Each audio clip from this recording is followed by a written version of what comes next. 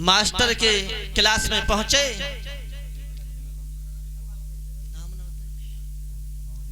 और एक दिन मास्टर ने कहा सदावृक्ष से, और सोरंगा को पास में बुलाया। सोरंगा और सदावृक्ष से कहा कि तुम दोनों एक दूसरे की तरफ टकटकी लगा करके देखते रहे। मास्टर ने कही है गई मास्टर, हाँ जे पढ़ गए छे ये नहीं पढ़ पाएंगे। मास्टर ने एक विचार लगाया कि दोनों के बीच में एक पर्दा लगा दी जाए, जिससे एक दूसरे को न देख पाए। तो वो लड़की ने ये बात मास्टर साहब की सुनी। तो लड़की बहुत चतुर रहे कमलेश दादा। जिस समय लड़की ने सुना तो सोरंगा मास्टर साहब से बोली, मास्टर साहब अरे पर्दा करता मैं देना लगे मुंशी जी।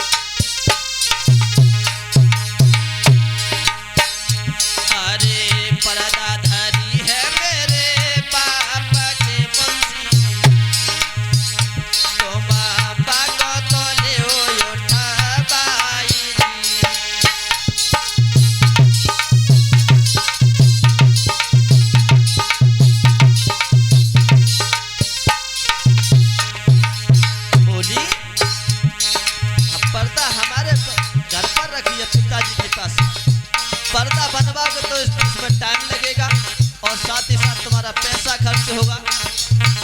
जिस समय पर्दा को मंगाया और अरे पर्दा मंगाई बारात में, अरे मेरे नाना कोई बीच में गई है टांगाई।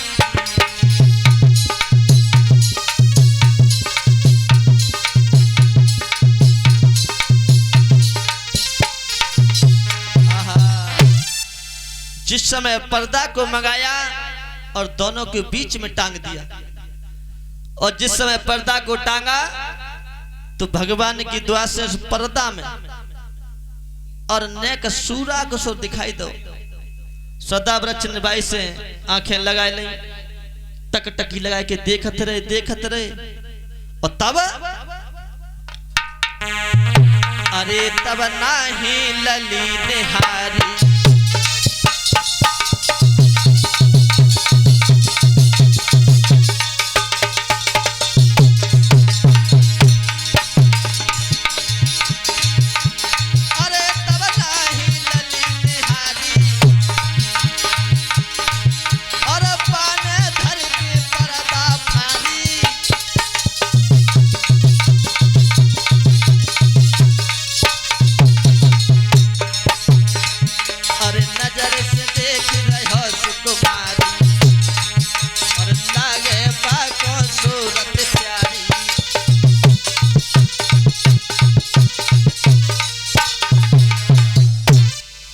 जिस समय सदावृक्ष ने जब सोरंगा को नहीं देख पाया तो उसने 20 से ले और 20 से चर से फाड़ दिया। जिस समय पर्दा को फाड़ा और पर्दा फटी, सोई मास्टर कहने लगे हाँ जे है गए कमलेश दादा ये पड़ गए। मास्टर ने कान पकड़ी और ले जाके सदाव्रत के पिता को दे दिया कि ये हमारे बस से बाहर है, हम इन्हें पढ़ा नहीं पाएंगे। पिता ने कहा लला ऐसा करो तुम पढ़ ले, तुम भैंसे चरा। और सदाव्रत दोबारा भैंसे चराने लगे और सोरंगा धीरे धीरे सयानी होने लगी।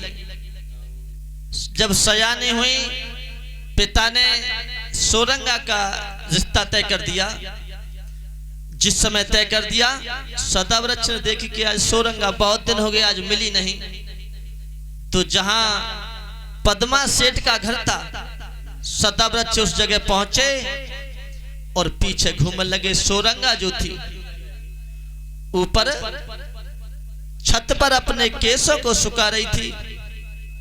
सदाव्रत ने कहा बहुत दिन हो गए आज तुम नजरी नहीं आए। सोरंगा ने कहा कि देखो अब हमारी शादी होने के लिए जा रही है और हमारा विवाह होगा, हम अपनी ससुराल के लिए जाएंगे, अब तुम अपना काम करो।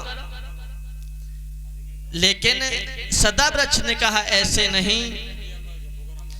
लेकिन जिस समय सोरंगा ने कहा तो सदाव्रत ने सोचा कि ये अब हमारे पास नहीं आएगी और भैंसे चराने के लिए। और उधर सोरंगा जिस समय स्नान करके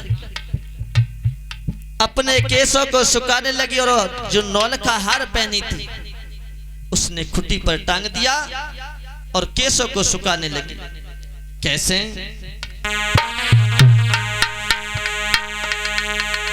अरे करीबे कोई स्नान कुमारी चढ़ गई ददाया टारी।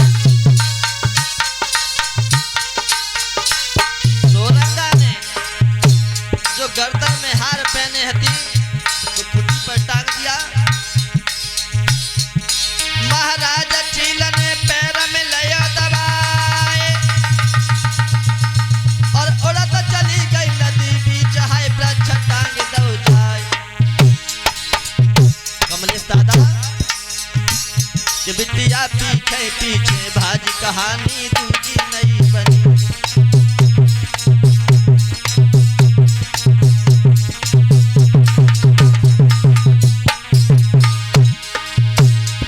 अरे दूजी नहीं बनी के कमले से दूजी नहीं बनी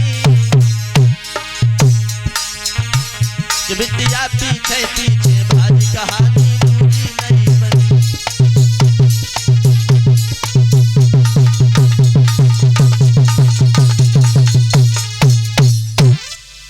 जिस समय सोरंगा ने हार को खुटी पर टांगा, एक चील ने अपने पंजों में दबाया और ले जाकर के एक वृक्ष पर टांग दिया। जो समुद्र में बीच समुद्र में वृक्ष खड़ा था उस वृक्ष पर टांग दिया और सोरंगा उस पीछे पीछे भागने लगी। और उधर सदाव्रत जो थे भैंसों को चुगा रहे थे। सदाव्रत ने देखी कि क्या कैसे भागती डोल रही हो। कहने लगा ये चील जो है हमारे हार को ले आई है, इसे कैसे भी करके हमें वापस करवा दो। सदाव्रत ने कहा दिमाग खराब है, अरे बीच समुद्र में और इतने ऊंचे पर है, हमका मन के लिए फिरता है। सदाव्रत से जिस समय सोरंगा ने कहा कि किसी प्रकार से हमारा बार हार हमें वापस करा दो, तो सदाव्रत ने कहा ऐसे नहीं, एक शर्त पर। ये कहो कि तुम हमसे विवाह हमारे साथ में करोगे तो हम जाने के लिए तैयार हैं। सोरंगा ने कहा कि देखो अब तो मेरी शादी तय हो गई है, ज्यादा नहीं तो एक रात के लिए हम तुम्हारे पास अवश्य आएंगे, तुम हमारा हार हमें वापस करा दो। जिस समय इतनी बात कही कमलेश दादा, अरे फिर कहां पे रुको रहो, ठाड़े से कूद पड़ो और ऊपर चढ़ो, हार को उतारो और भीतर भीतर भीतर भीतर भीतर भीतर और पार पे आके फुसकार दई पिटरिया धरबाजी। उस समय अरे वायदा करके बेटी भाजे गई, अरे कमलेशु वायदा करके बेटी भाजे गई मेरे भैया, कोई सदा बेरक्षा मना ही न जी।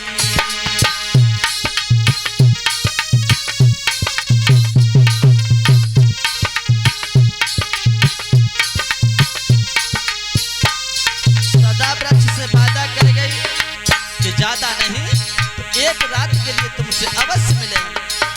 और अरे मन मन सोचे पछताता है, अरे दादा मन मन सोचे पछताता है मेरे भैया, कोई बनेगी मेरी भैया नारी जी।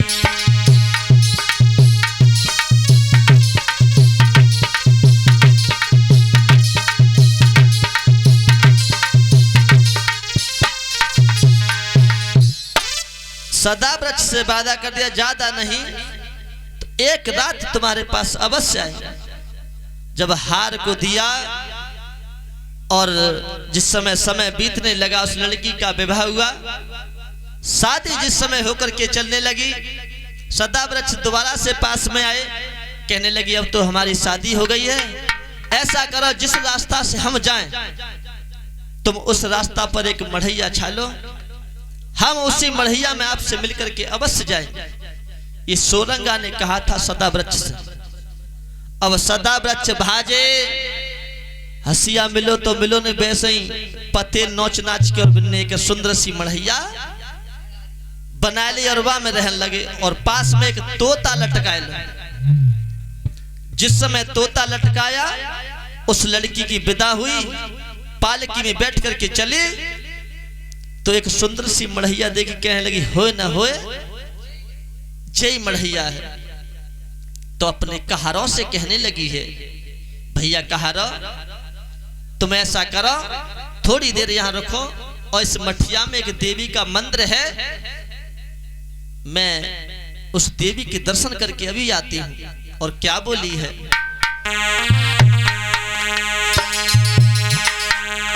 अरे डुलिया तने का मेरी रोखियो मेरे भैया, डुलिया तने का मेरी रोखियो मेरे भैया, कोई सोना का हारो मेरी बात जी।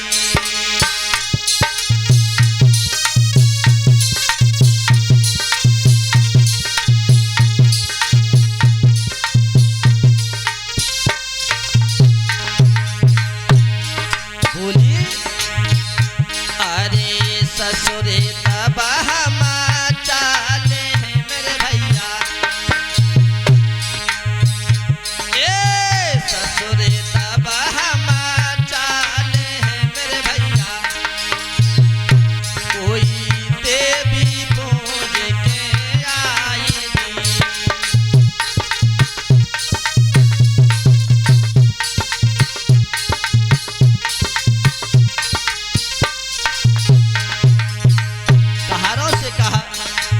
इस मठिया में देवी का मंदिर है और हम देवी को पूज करके अभी आते हैं। और अरे बोली बिटिया बिनती कर मेरे भैया, बोली बिटिया बिनती कर मेरे भैया, कोई कही तो रत समझाई।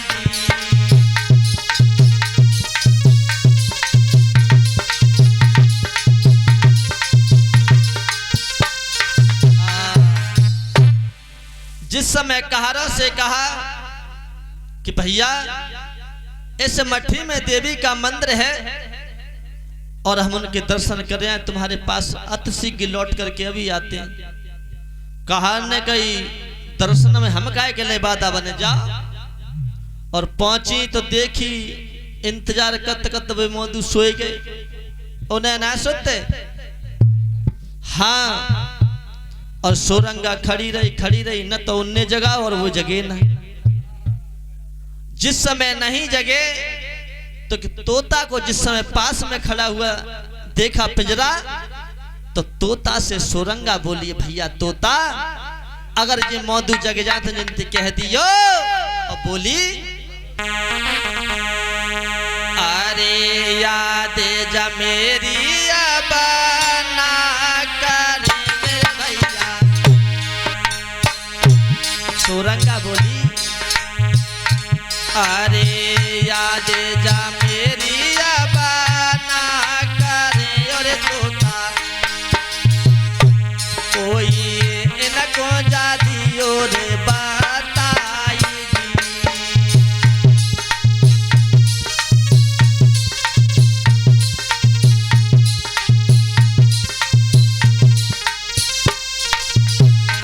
बोली, अरे जाकी हती सो ले गयो और सुना। बोली सोरंगा, अरे जाकी हती सो ले गयो और तोता कोई इनको मिलन की है नाई।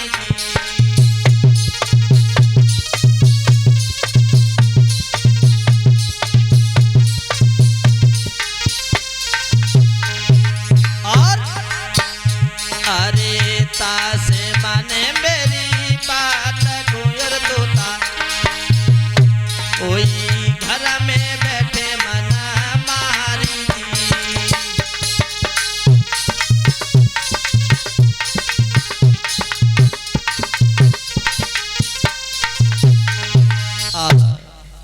सोरंगा ने कहा, तोता भैया अगर जी मौदू जग जाए सो इनसे कह दियो कि जाकी हती सो तो लेगो अब का तुम खा के बटोरन जाए।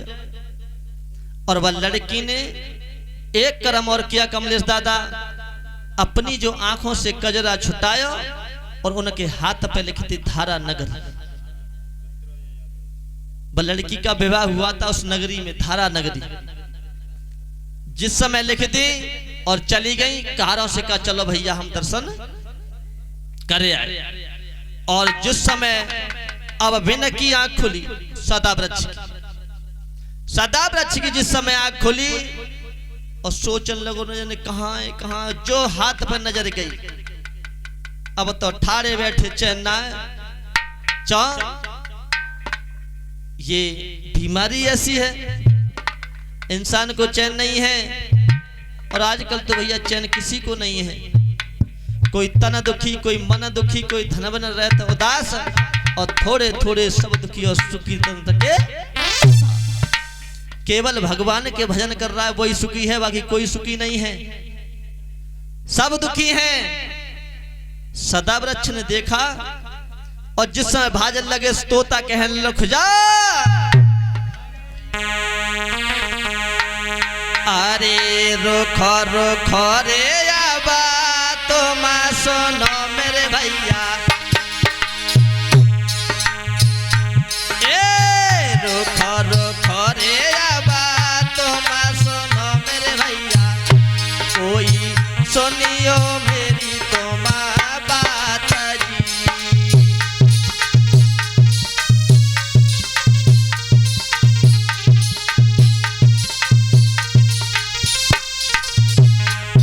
तोता बोला रुक जा, अरे